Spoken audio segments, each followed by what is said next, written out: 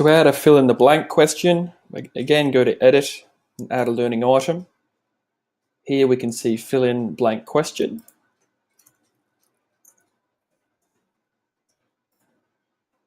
Again, it can also be found in the quiz element, but if you are just doing a standalone learning item, we can just edit it from here, in which we go edit.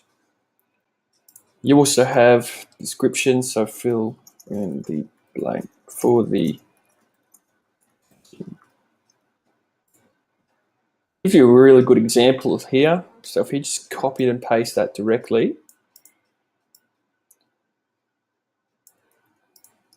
essentially what happens is there will be a blank at the start in which a user will need to put in the correct word. The author will put the correct word in square brackets, so that once the user matches that up, they will get that correct. If you want to give a drop-down option, you can list as many as you like in square brackets separated by commas with the first correct answer at the beginning. So for this example, there will be two blanks.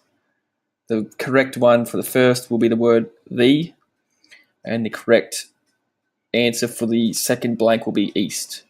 Now that will pop up in a pop-down box, so east, west, north, and south, and the user will just need to choose the correct option